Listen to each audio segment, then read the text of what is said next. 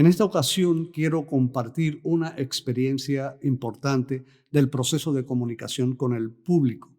En primer lugar, quiero hacer una pregunta sobre la producción de noticias en cualquier tipo de medios y en cualquier plataforma. La pregunta es esta: ¿qué hacemos?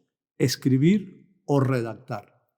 Debemos entender que escribir sabe cualquier persona que haya ido a la escuela cuando era niño. En primer grado o segundo grado de primaria se aprende a leer y a escribir. Redactar noticias es otra cosa. De nada vale haber hecho una buena investigación si después la estropeamos en la redacción, si comunicamos mal los resultados de nuestras indagaciones. Si no somos lo suficientemente convincentes ni atractivos en esa comunicación. Todo esto lo resuelve una valiosa redacción. El punto es que el redactor profesional, sea un reportero, un redactor de mesa o un productor de noticieros de radio o televisión, tiene claro que el suceso contiene ciertos elementos que son más importantes que otros y sabe colocarlos en orden de importancia. Y después de cumplir también con la famosa regla de las 5 Ws del qué pasó, cómo pasó, cuándo pasó, dónde pasó y por qué pasó, se dedica entonces a elegir las palabras con las cuales va a narrar este suceso.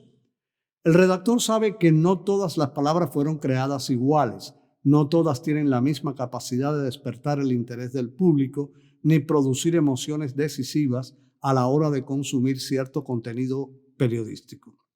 También sabe que no es necesario usar 20 palabras huecas y altisonantes al explicar una idea si esa idea se puede explicar con 10 palabras.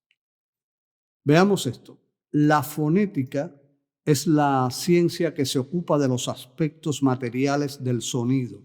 Estamos hablando del tono, la intensidad, el timbre y otros aspectos de la sonoridad de las palabras. Veamos un ejemplo. Al narrar un suceso específico, no es lo mismo usar la palabra peligro que la palabra riesgo.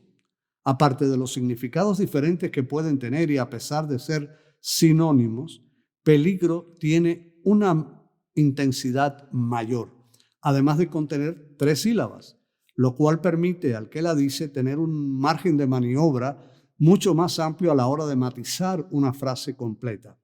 Riesgo tiene menos intensidad y ofrece menos oportunidades de jugar con ella en el proceso de vocalización, en el caso de las producciones de radio y televisión o de cualquier otra producción audiovisual.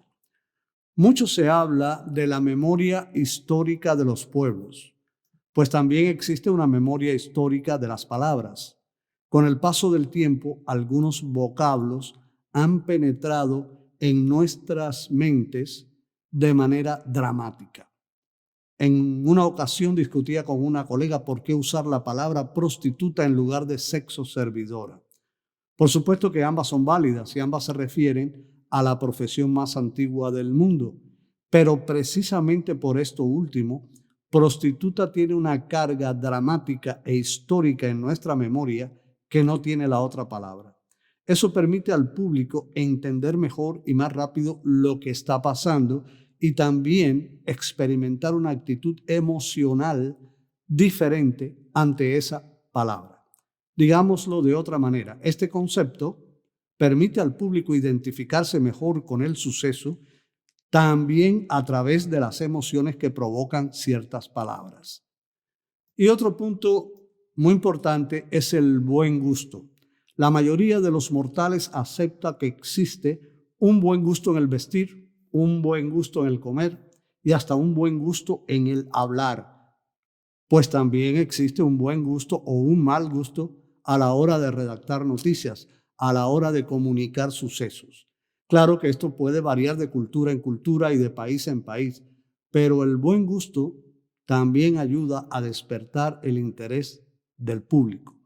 ¿Por qué? Porque el buen gusto, la estética del lenguaje, ha sido a lo largo del tiempo una señal de respeto, una señal de preparación profesional y hasta una señal de credibilidad. La credibilidad es la que da los ratings. El buen gusto en el uso del lenguaje se cultiva leyendo buenos periódicos y revistas, buenos libros, ah, disfrutando de buenos noticieros de radio y televisión y viendo buenos documentales. En la cultura latinoamericana, es decir, en nuestra cultura, el lenguaje pobre es sinónimo de periodismo pobre. Y ojo, no quiero decir que haya que usar un vocabulario rebuscado y sofisticado. Los sucesos más complejos del mundo se pueden narrar con un lenguaje sencillo. Lo que pasa es que en español el lenguaje sencillo es muy rico, es muy variado. Y los que hacemos periodismo en español en Estados Unidos, como hemos dicho muchas veces, debemos recordar que nuestro público no vino del planeta Marte.